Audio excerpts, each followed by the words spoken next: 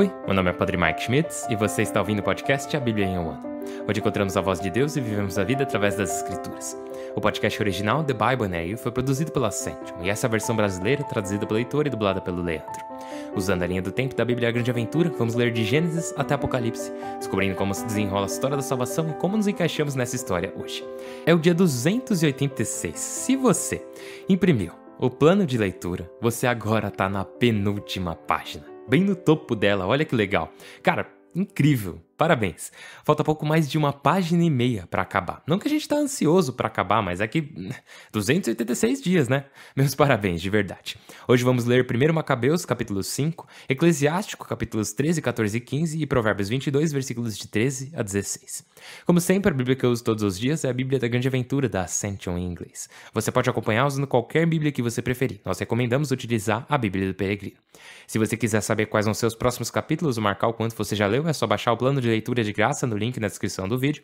E você pode ir marcando nele, igual eu faço. Eu tenho um marcador azul, aí eu vou marcando, grifando, né, o dia que já foi. E é uma forma de marcar o progresso da jornada, é bem legal. Então se você quiser, é só baixar ele ali no link na descrição do vídeo e ir acompanhando. Mesmo que agora já esteja no fim, você ainda vai ter 1,5 páginas para ir marcando. Enfim, você também pode se inscrever no canal e ativar o sininho, aí você vai receber uma notificação sempre que sair um episódio novo. Assim você não vai perder nenhum. Como eu disse, é o dia 286. Vamos ler 1 Macabeus 5, Eclesiástico, capítulos 13, 14 e 15 e Provérbios 22, versículos de 13 a 16. O primeiro livro de Macabeus, capítulo 5. Façanhas de Judas fora da Judéia. Quando as nações vizinhas souberam que os judeus haviam reconstruído o altar e restaurado o santuário como estava antes, irritaram-se muitíssimo. Decidiram destruir os descendentes de Jacó que viviam entre eles e começaram a matar e eliminar pessoas do povo. Então Judas atacou os descendentes de Esaú na Idumeia, em Acrabátena, porque estavam assediando Israel. Infligiu-lhes uma grande derrota, submeteu-os e saqueou. Depois se lembrou da maldade dos beanitas, uma armadilha perigosa para o povo, com suas emboscadas nos caminhos, e os cercou em suas torres.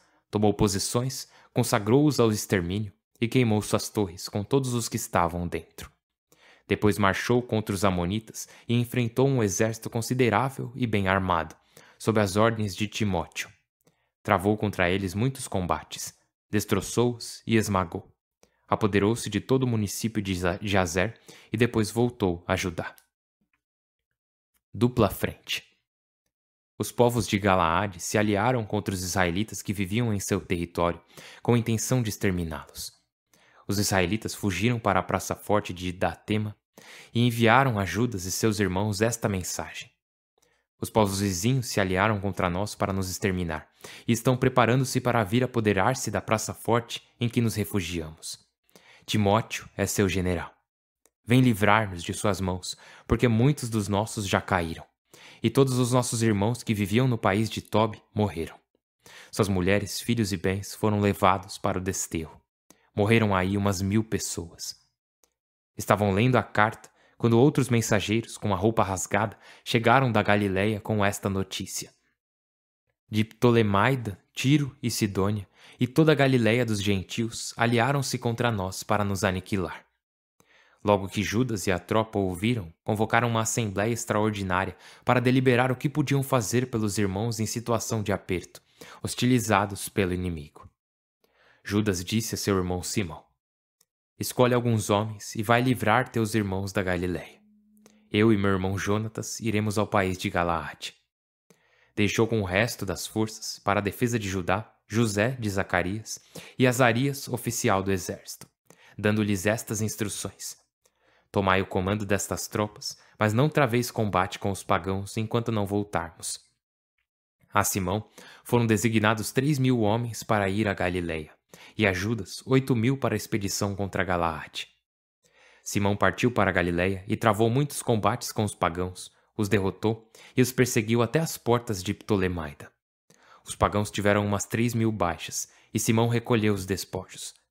Depois juntou os judeus que estavam na Galiléia e Arbates, com suas mulheres, filhos e bens, e os levou para Judá com grande regozijo. De sua parte, Judas Macabeu e seu irmão Jonatas atravessaram o Jordão e caminharam 3 dias pelo deserto. Encontraram os nabateus, que os receberam pacificamente, e lhes contaram o que havia acontecido a seus irmãos israelitas em Galaade. Muitos trancaram-se em Bozor, Alimas, Casfo, Macede e Carnaim, todas praças fortes e importantes. Outros se haviam reunido nas outras cidades de Galaade, e o inimigo havia decidido atacar essas praças fortes no dia seguinte, ocupá-las e exterminar todos num só dia. Judas e seu exército mudaram de rota imediatamente para o deserto de Bozor. Judas tomou a cidade, passou a fio da espada todos os homens, saqueou a cidade e a incendiou. De noite partiu daí e caminharam até a praça forte. Ao sair o sol, divisaram um exército inumerável, colocando escadas e máquinas de guerra para apoderar-se da praça forte. Estavam fazendo o assalto. Quando Judas viu que o ataque havia começado e que da cidade subiu ao céu o fragor do alarido de guerra e o som das cornetas, ordenou aos seus soldados: lutai hoje por vossos irmãos.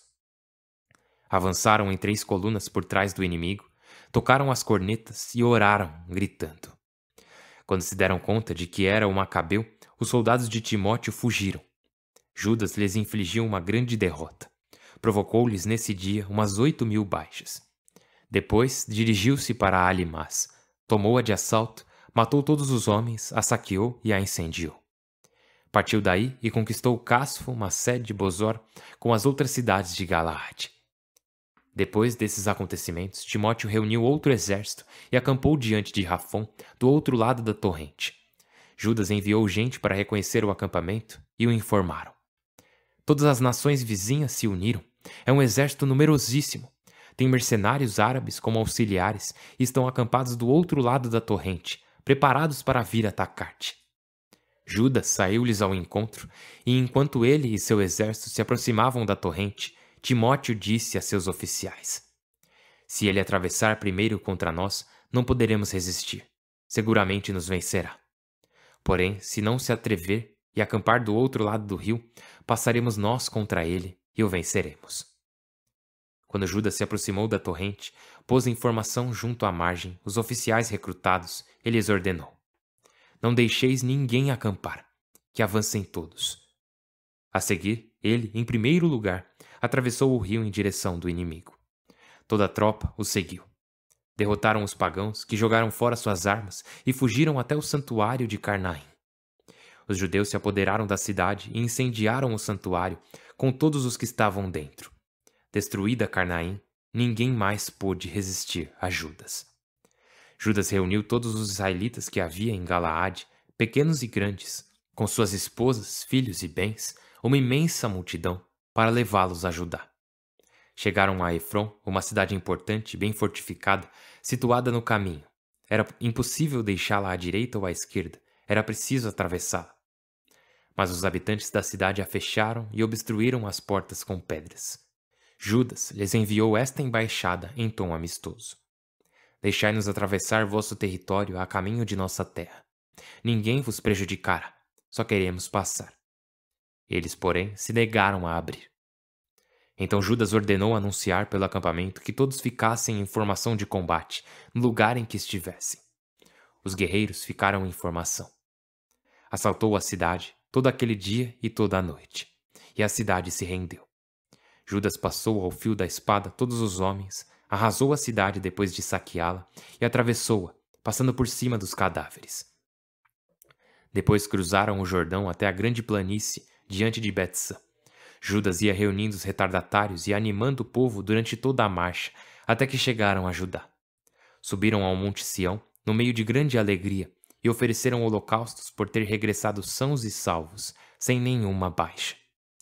Enquanto Judas e Jonatas estavam em Galaade, e seu irmão Simão, na Galiléia, diante de Ptolemaida, José de Zacarias e Azarias, oficiais do exército, ficaram sabendo das façanhas militares que haviam realizado e disseram: vamos também nós ficar famosos, vamos lutar contra as nações vizinhas.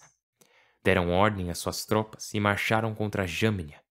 Mas Górgias e seus homens saíram da cidade para combatê-los, e José e Azarias fugiram.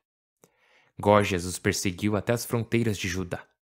Nesse dia, caíram uns 2.000 soldados israelitas. O exército sofreu uma grande derrota por não ter obedecido a Judas e seus irmãos, esperando realizar uma grande façanha. Não eram da raça dos homens destinados a salvar Israel. O corajoso Judas e seus irmãos se tornaram muito célebres em todo Israel e por todos os países em que se ouvia falar deles. O povo se apinhava em torno deles, aclamando-os. Judas e seus irmãos saíram para lutar contra os descendentes de Esaú no sul. Conquistou o município de Hebrom, derrubou suas praças fortes e incendiou os torreões da muralha. Depois empreendeu a marcha ao país filisteu e atravessou Marisa.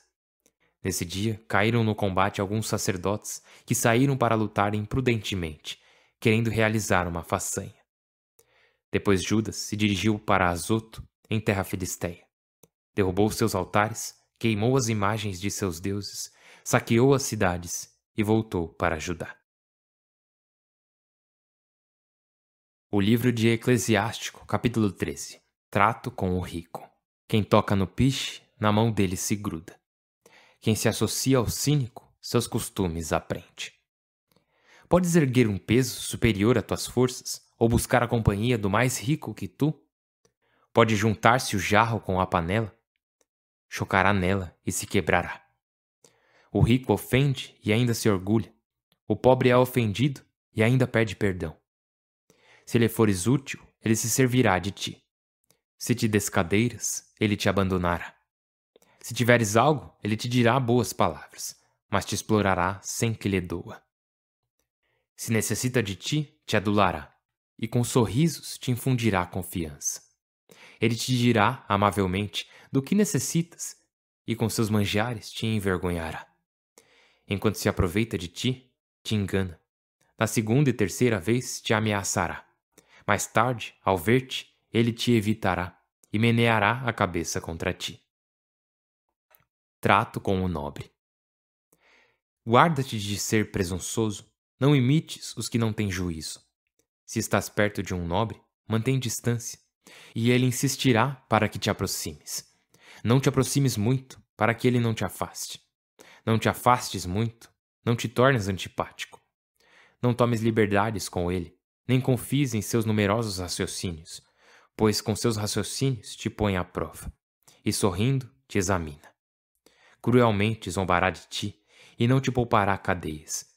Tem cuidado e põe-te em guarda, e não caminhes com homens violentos.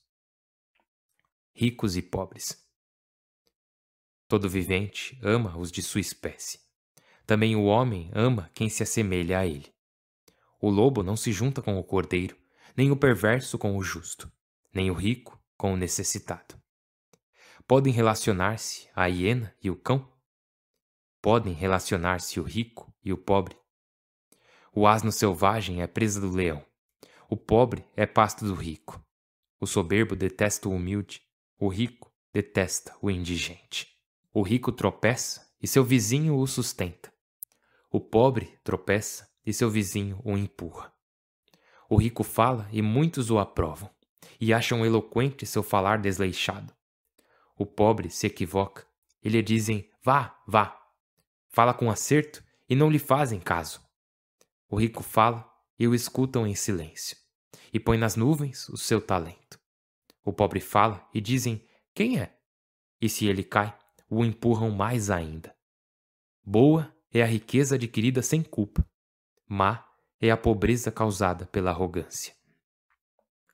A consciência. O coração humano faz mudar o semblante, para bem ou para mal. Rosto sereno é sinal de boa intenção. Falar por rodeios é sinal de ideia má. Capítulo 14. Feliz o homem a quem suas próprias palavras não afligem e não tem de sofrer remorso. Feliz o homem a quem a consciência não reprova e quem não perdeu a esperança. Mesquinho e generoso. O homem mesquinho não merece riquezas. O homem tacanho não merece o ouro. Quem priva a si mesmo reúne para outros. De seus bens desfrutará o estranho. Quem é mesquinho consigo mesmo, com quem será generoso? Não desfrutará de seus bens. O mesquinho consigo mesmo é o supremo mesquinho. Sua mesquinhez se volta contra ele. Se um favor é por descuido, no final acusa sua própria mesquinhez. O mesquinho pensa que sua porção é pequena, tira a do próximo e põe a perder a própria. O mesquinho olha ansioso a comida e oferece mesa vazia. O generoso oferece comida abundante, a fonte seca destila água sobre a mesa. Filho meu, se tens algo, serve-te disso. Se tens algo, trata-te bem e sê generoso com Deus. Recorda que no túmulo não desfrutarás e que a morte não tarda, mesmo que não te tenham dito a hora de morrer.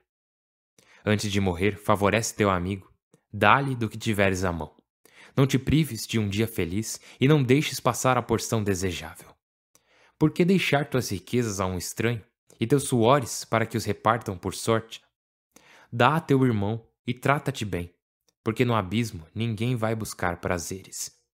Tudo o que prometeste fazer, cumpre-o na presença de Deus.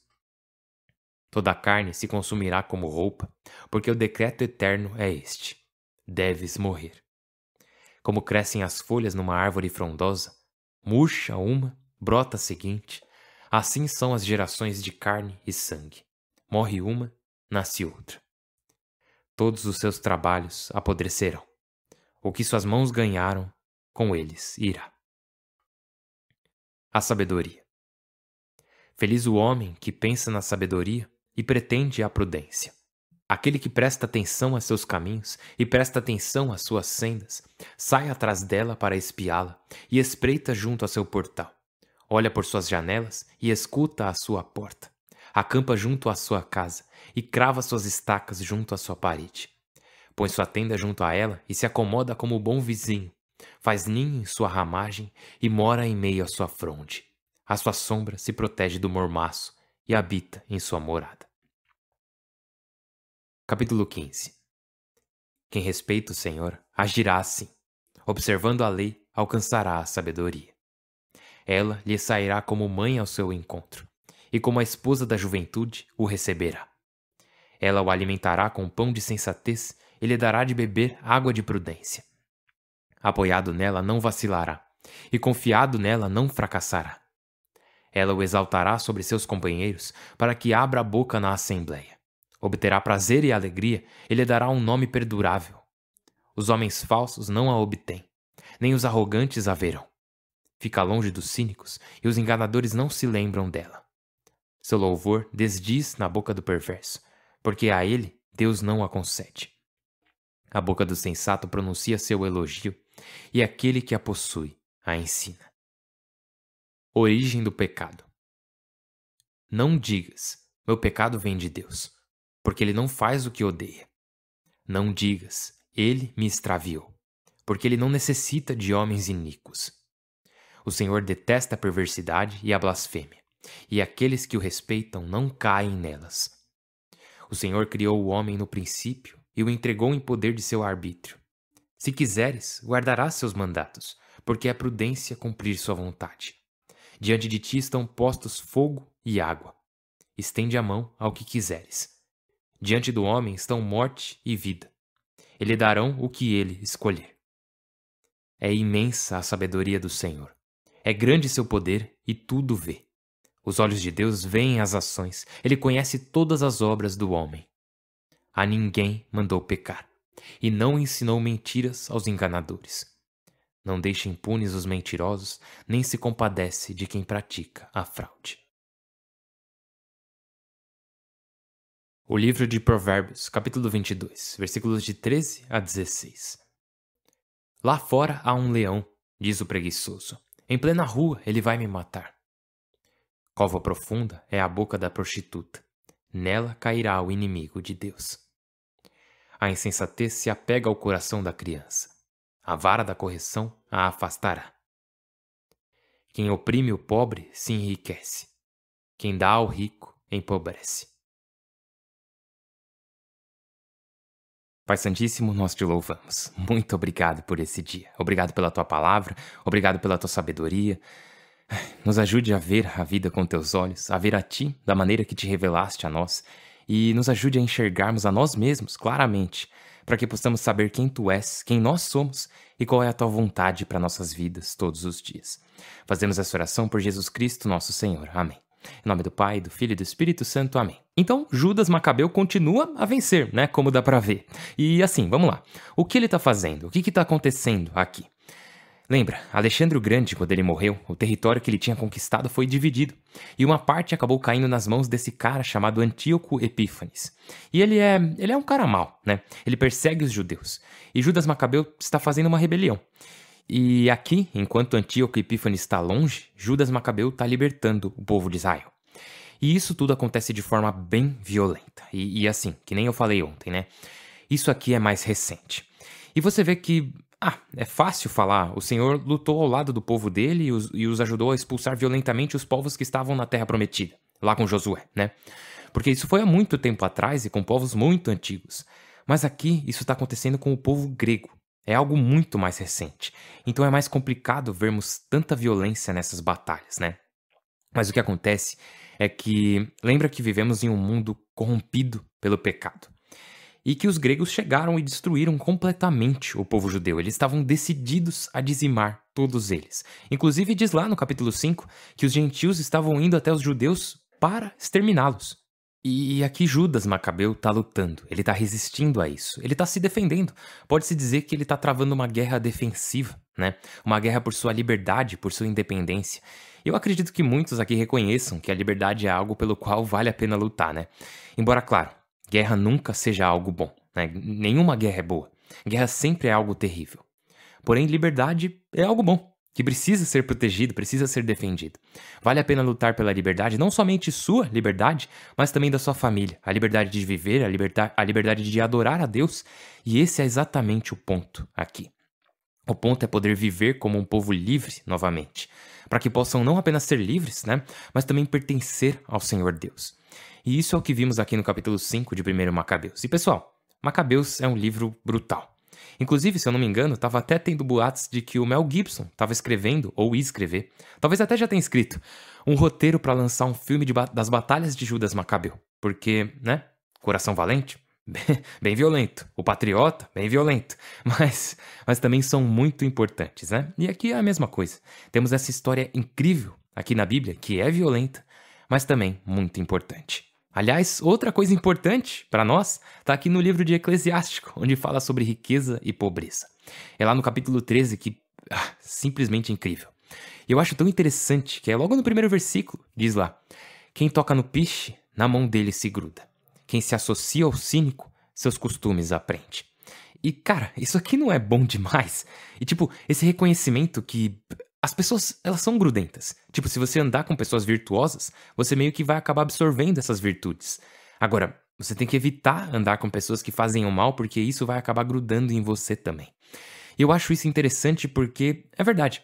No capítulo 14, nossa, eu já falei isso um montão de vezes, mas esse livro é um tesouro. É um versículo melhor que o outro.